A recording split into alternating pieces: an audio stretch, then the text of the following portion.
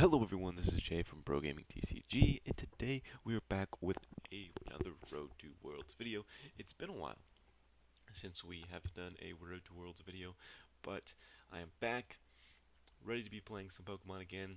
Actually, I've decided that I'm going to pick up a few more leagues to try and get some more play points and do a lot more traveling to get those play points and get more points to go to Worlds with. And if you guys want me to, I will go ahead and record those live matches. So definitely leave a like on the video and a comment below if you want me to start recording my live matches from leagues, league cups, and other events that I go to. So that I know that you guys would enjoy that stuff. It would become part of the Road to World series is what it would do. It wouldn't be a separate series or anything like that. It would become part of this series right here, and those would count as episodes. Anyways, getting into the gameplay here, a pretty basic start. I start out with a Psyduck, and he is going to start out with a Volcanion and a Giratina with the ability that breaks do not have abilities.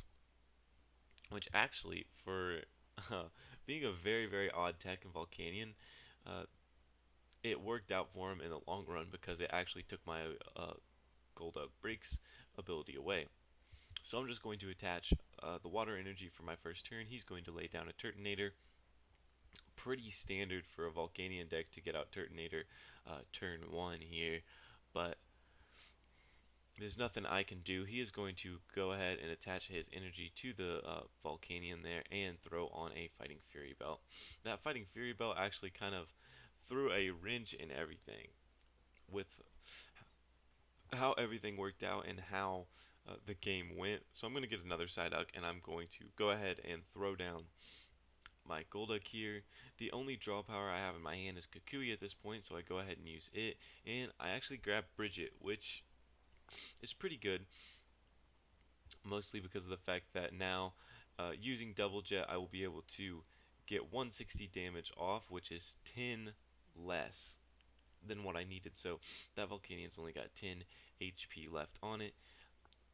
Next turn, I'm going to be playing my Brigette to get out at least Starmie and Alolan Vulpix, so that I could evolve those up the turn after to my Ninetales and Starmie.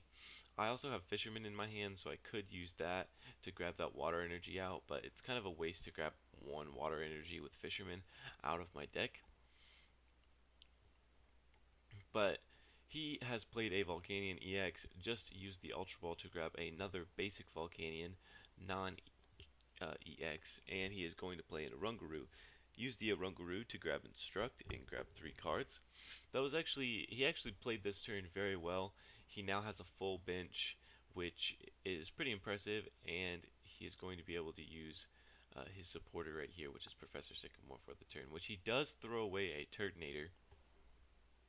And that's something that, I pick up on is, okay, so he threw away his Turtonator, so he must not be worried about his Turtonator dying, because most Volcanion decks only play 2 Turtonators in them. 2 Turtonators, 2 basic Volcanions, and 3 Volcanion EXs. Correct me if I'm wrong, but I believe that's how it goes.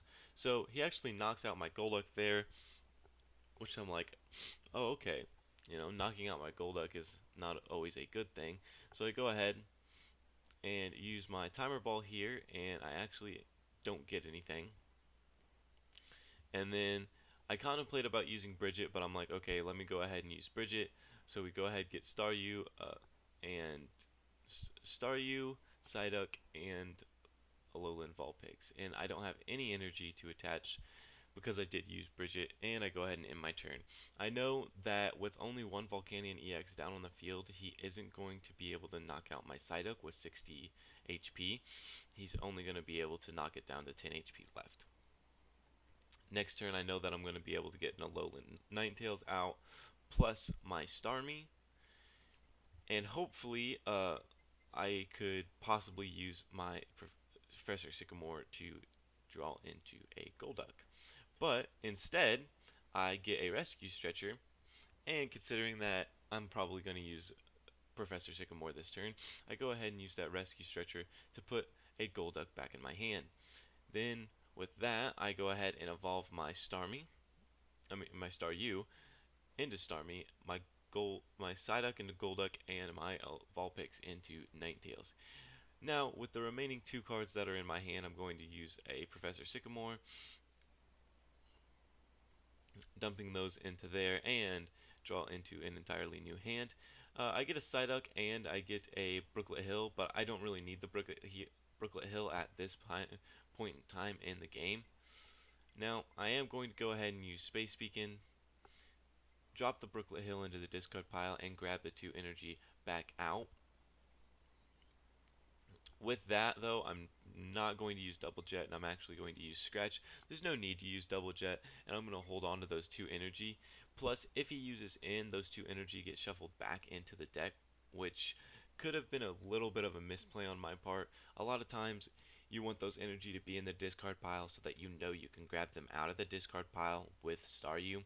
It basically gives you a 2 energy always in the discard pile means you will always be able to get Double Jet off. But I grabbed those out a turn before and then didn't use them. I should have just went ahead and used Double Jet to put them back into the discard pile, because if he would have ended and I would have only gotten 1 energy or something like that without a Professor's Letter in my hand, it could have ended very badly for me. So that's a pretty big misplay that ended up being okay, because now it's back to my turn.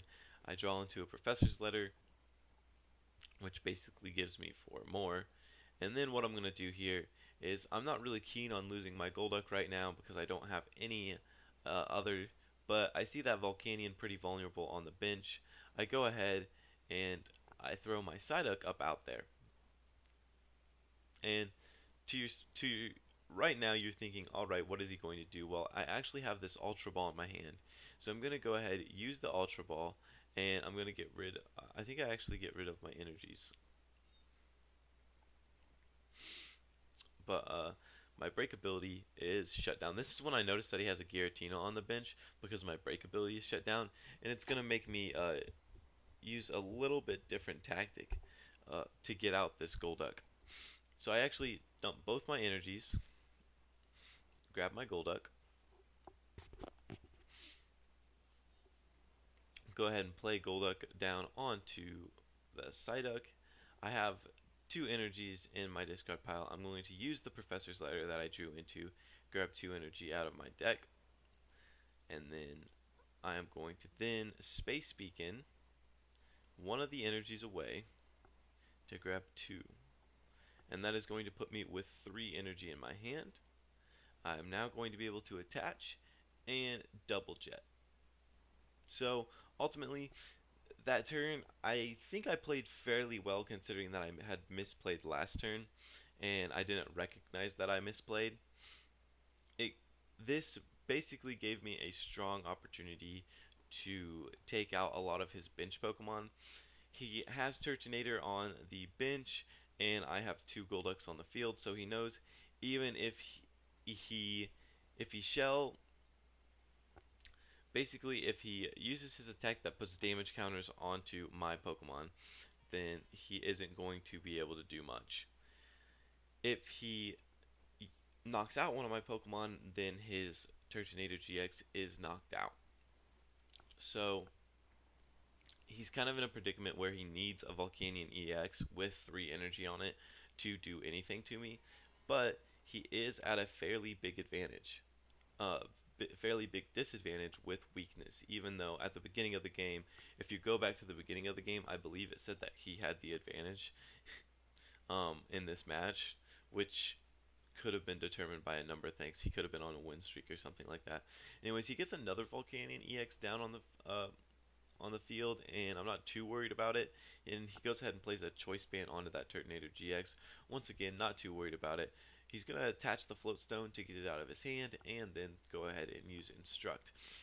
Pretty common turn for a player. He seems to be playing pretty much everything pretty smooth. He's made a few misplays here and there that I've been able to capitalize on, though I doubt he recognized them.